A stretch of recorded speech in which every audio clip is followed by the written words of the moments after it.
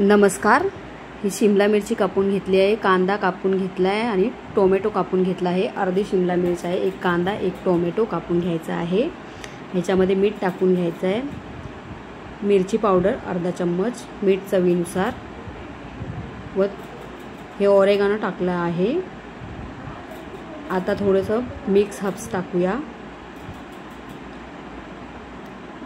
Mix herbs टाकून झाले की ह्याच्यामध्ये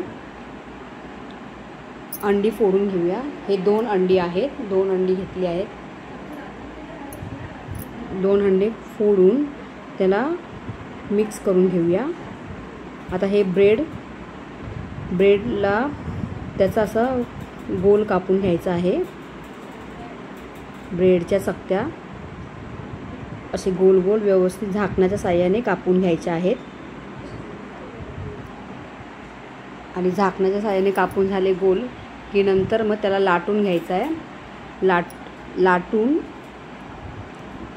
व्यवस्थित मग त्याला थोडेसे बाजूनी पाणी लावून आपण हे चिटकून घ्यायचे आहेत।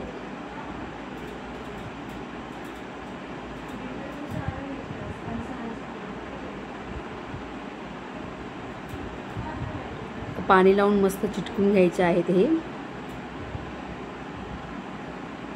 ही रेसिपी करून बघा तुम्ही, मस्त दोन अंड्याची कमाल झाली आहे। एवढी मस्त रेसिपी झाली आहे। आता हे चिटकून घ्यायचे आणि आपण फ्राय पॅन वरती टाकायचे आहे। तेल वगैरे काहीच नाही लावायचं आणि असंच हे शेकून घ्यायचं आहे गोल्डन ब्राउन होईपर्यंत।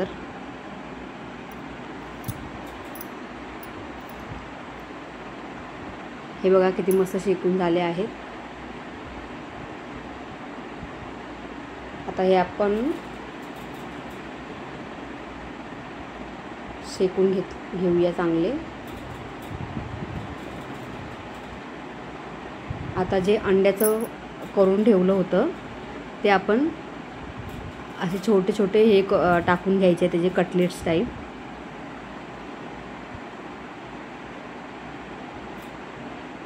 चमच्याच्या साहाय्याने एक एक सोडायचा आहे त्याच्यामध्ये। जेवढा म्हणजे एवढे मिनी साईजचे करायचे आहेत कटलेट्स। आता हे करून झाले की हे ब्रेडचं आपण जे हे केलेलं त्याच्यामध्ये चीर पाडायची आहे, कापायचं आहे आणि कापून झालं की मध्ये त्याचा जो मोकळा भाग आहे तो करून घ्यायचा आहे। मस्त पिटा ब्रेड झाले आहेत।